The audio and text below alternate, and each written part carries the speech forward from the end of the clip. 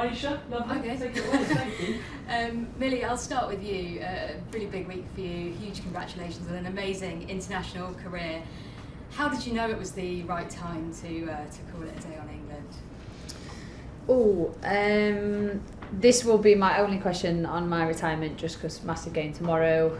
I don't like attention on me, everybody knows that, so this will be my one and only question, just a heads up for everyone. Listen, it's not a decision that comes lightly, and it's not a decision that, you know, is just happens overnight. It's something that, as a player, it's really hard to explain. You have little thoughts in your head for a long time, and it's one of the moments you can talk to people about it. No one can really give you advice because it has to be your decision, and it has to be something that you're kind of at peace with when you come to that.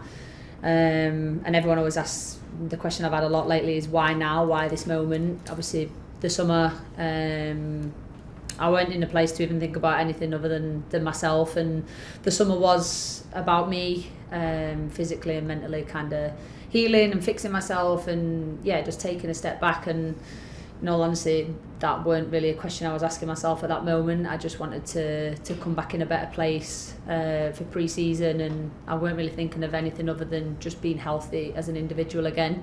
And then I feel like I've done that. I've had a really good pre-season, good start to the season, and I think it's important to make decisions when you're in a clear mindset and in a good place. So that is why I've waited till I felt like I was in a position to make my final decision. And I think when there's no bitterness and none of those feelings of, I've made the wrong decision, I've not had any of those thoughts. So for me, it is, there's many factors that have played into it.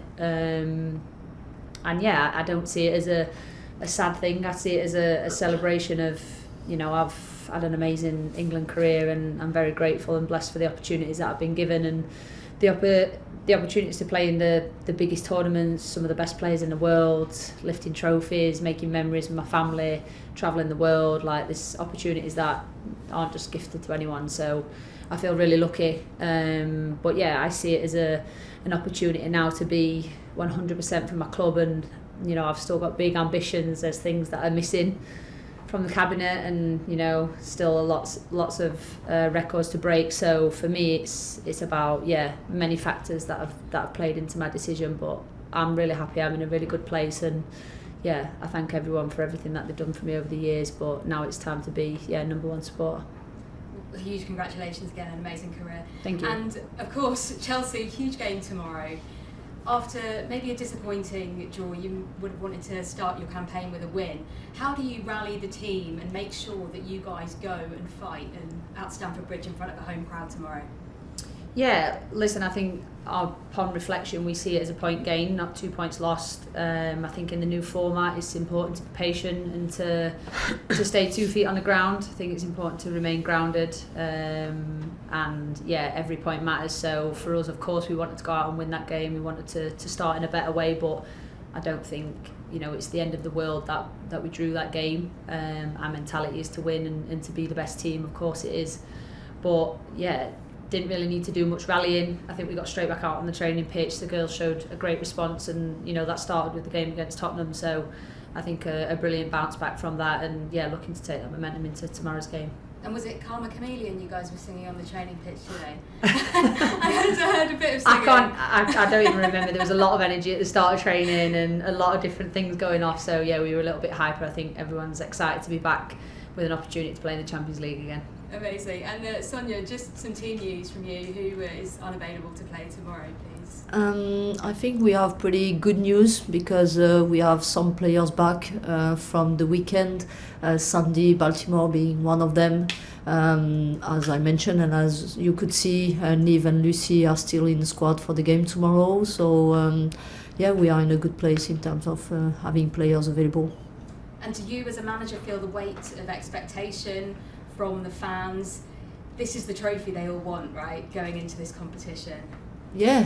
And again, I just said from the beginning, we want to compete as far as we can in every competition we are involved in.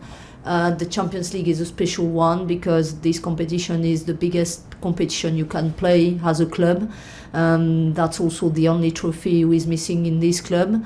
This is also the reason why it's so special for us. But the competition is getting harder and harder, and we just need to make sure we focus on ourselves. I know we have the quality to go far in the competition, and hopefully we'll show that tomorrow on the pitch.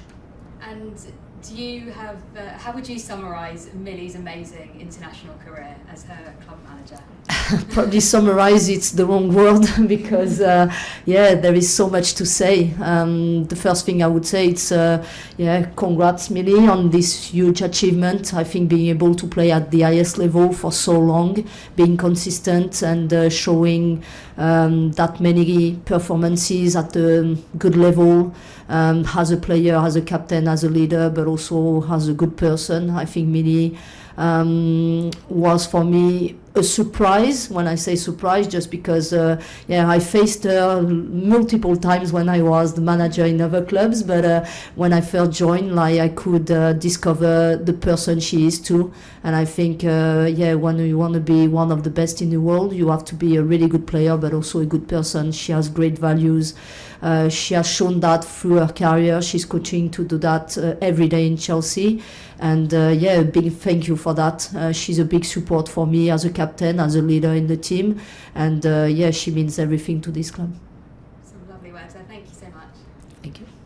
Lovely stuff. Yeah, Some love around, some love around. Thank you for that. Emotional. Who's next? Anybody else from the room? Don't all jump at once. Okay, cool. We'll go across to Zoom. Amy, thanks for waiting.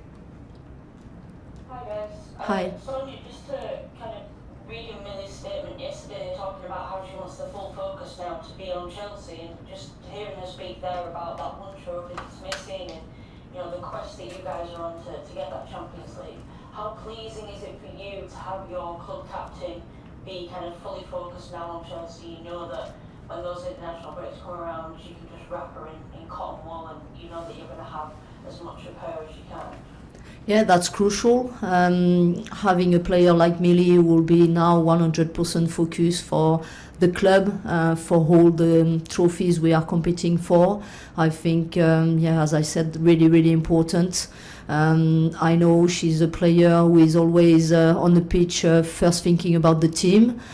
She will always give 100% and even more to the team, and I think she just leads by example, and having this type of leader, this type of captain in the team is the best thing you can have when you are a manager. So I'm grateful for that, and I know she will bring all the good energy to the teammates, to the players on the pitch, to make sure we achieve the best season possible.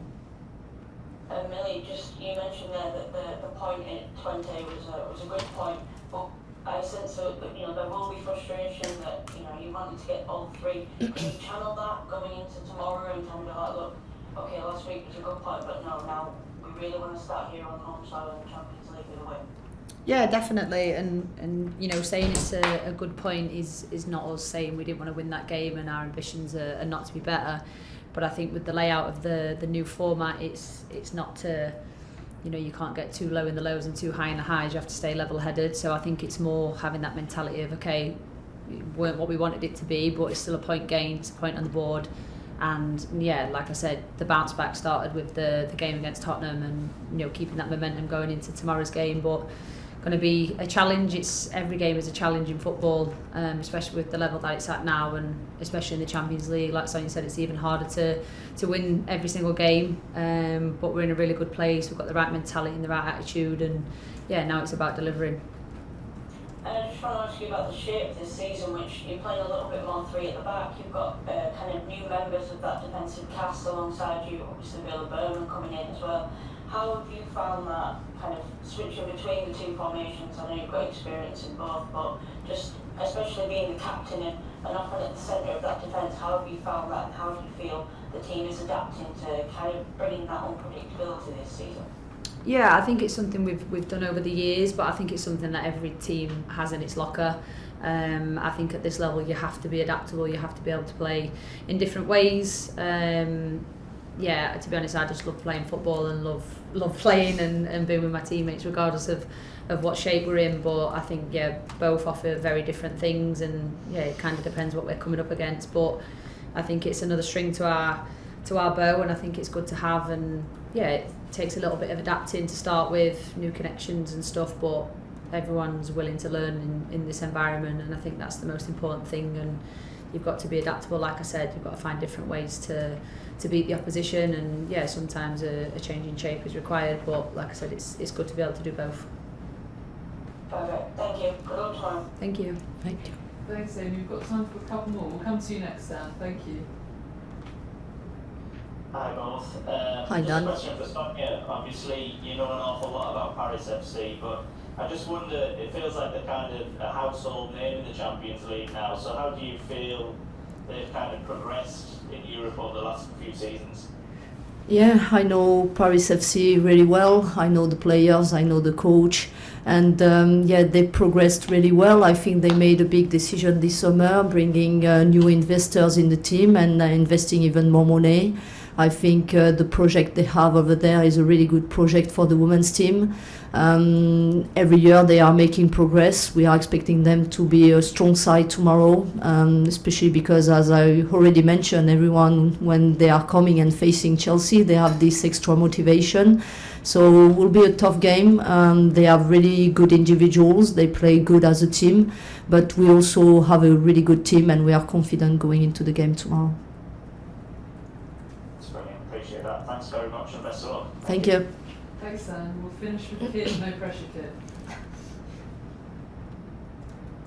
There's always pressure, don't worry about that. Hi, both, nice to see you. Hi, Kit. Sonia, hello, hi. In a past couple of days, it feels like, past couple of games, sorry, it feels like your team's had quite a lot of the ball, quite a lot of possession, but only managed to score 2 goals. Is that kind of lack of converting possession into goals something you're particularly concerned about at this stage, or is it kind of too early to make too big a deal of that? No, you know, when I analyze the games, I just think like we are creating a lot, which is the most important for me. I think if you look at the statistics from our last games, again, we have really good statistics in terms of in possession. We are bringing the ball high on the pitch, being able to bring the ball in different ways into the box. The most difficult thing in football is to score goals. So for me, we need to stay confident. We need to keep trying. And yeah, 1 goal in the last game was enough, so it was good. Sometimes it's just like when you are able to be more clinical, you just kill the opposition hope a little bit sooner in the game, and that's good. We did that in the West Ham game. When you are clinical, you just yeah, are in a better place. But even on the last game on the weekend, we were confident enough. We were going to keep trying and working hard, keep creating situation opportunities, and we will find a way to score. So I think for me in this situation, it's more to have the right mentality, to keep trying, keep working hard, to make sure we just put the ball in the net. Thank you. And Millie, congratulations on a brilliant international career. Thank you. I heard what you said at the start, but I think it's an important detail just to check on. I heard from you last week that you said you were always available for selection with England, and then we heard from Serena this morning that your decision to retire was something that was made off the back of the Euro. Can I just check precisely when you made your decision to retire from international football? When I released it on the podcast. Listen, it's always something that's in your thoughts, but my final decision, yeah, I think that's personal to me, if I'm honest. I think that's something that I'm allowed to keep just for me. But yeah, it's like I said, there weren't one precise moment. I think it's just when I felt like the time was right. And yeah, that's then when I had the discussions with Serena, I had the discussion with Sonia, and the people around me. But yeah, I don't think there was one precise moment where I woke up and I thought, you know, today's the day, I'm going to call it. I think the thoughts are always there depending on that individual. Everyone's different. And then obviously there's things that need sorting with the announcement and stuff like that. And I decided to announce it on the podcast. It felt like more of a me thing to do than just putting out a statement. It felt more, I don't know, heartfelt. I felt like I could speak to the fans better, and it could be a little bit more understood Sometimes when things are written down, you don't always gauge properly how that person has written those. So yeah, the podcast felt the best way for me to announce it, where I could say exactly what I wanted to, and hopefully people could hear in the way I was explaining it that it was the best thing for me, and I think that's the most important thing in this situation. Yeah, thank you very much. No worries. You'll have to listen to the podcast, Kit. Yeah, I can send you the link if you want. It's Dave Brightness. It's on my download. It's on my podcast to get through, don't worry. Let me know what you think of it. Recommend, highly recommend.